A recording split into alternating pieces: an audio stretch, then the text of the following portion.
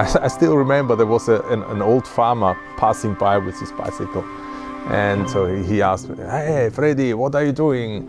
And I said, "I'm looking for earthworms." And he didn't even give me an answer. He just shook his head. So what a stupid guy. And just drove by. I'm an organic farmer and entrepreneur. My name is Alfred Grand. We are here at the Grand Garden. This is a market garden and it's part of Grand Farm. The only constant in my farm is the change. When I was young, we had a conventional farm, we were plowing, we were focusing on sugar beet and some winemaking, and we had the restaurant. And I was in a very basic professional farmer school, and we learned about composting, thermophilic composting, so composting with high input and high temperatures. And I was interested just from a business side. So I wanted to make money with compost. And because I was a little bit of computer nerd, I had one of the first internet access in our village with these modems, which was and then you didn't work, and then it didn't work, and it didn't work, and then it worked once. And I hammered in the word compost into my keyboard, and what always popped up was vermi-compost, and I didn't have any clue what that is at all. So I just ignored it. And then there was once written on the screen, vermi-compost, the best compost of the world. And I said, oh, okay, maybe it's not that uninteresting. I ordered some books from North America, and I started to read into this topic of vermicomposting, which is composting with the help of earthworms.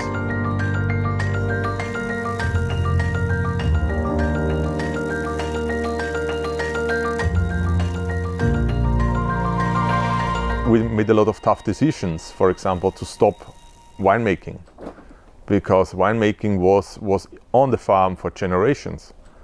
And I was even afraid that my parents say, okay, why did you stop winemaking? But I knew that I can't do both. I can't expand my winemaking and at the same time expand my vermicomposting. And then I thought, okay, I'm one of 20,000-30,000 wine farmers, winemakers in Austria.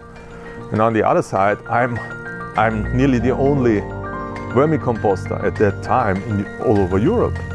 I thought, okay, where do I see more potential?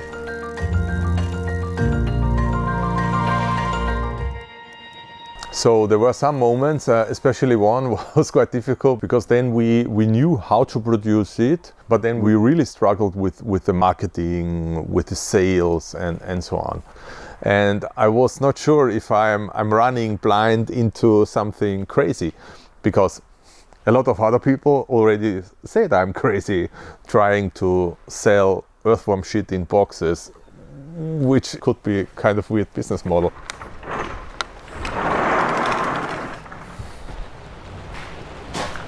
And at that time, my business partner that I'm working now with, Leopold Fischer, he was a business consultant, and he lives in the same village.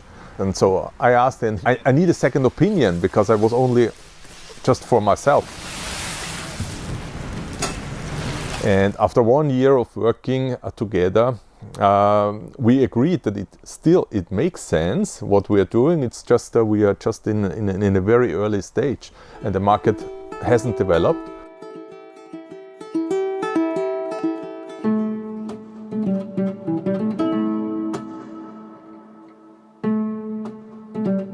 And so we decided to found a new company, a limited, Wageningen Grand, and start from scratch, and then it started rolling. It was a relief, because I thought, okay, this is the thing with a huge potential, and this is the future, and we have to go in this direction.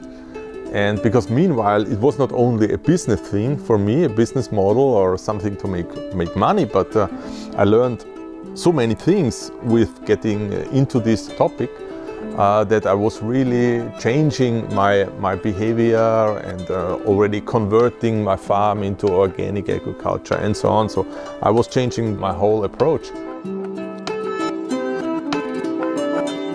It was really good to have the farm as a backup, because otherwise we couldn't have afforded to have that quite long developing process.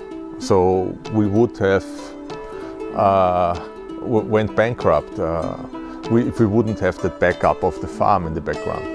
And I think not everyone wants to take that risk. I'm happy if everyone takes the risk, but I'm sure not everyone has the comfort to say, okay, I'm risking half of my farm or whatever. So I wouldn't recommend it to everyone, but at least it's not boring. I can promise.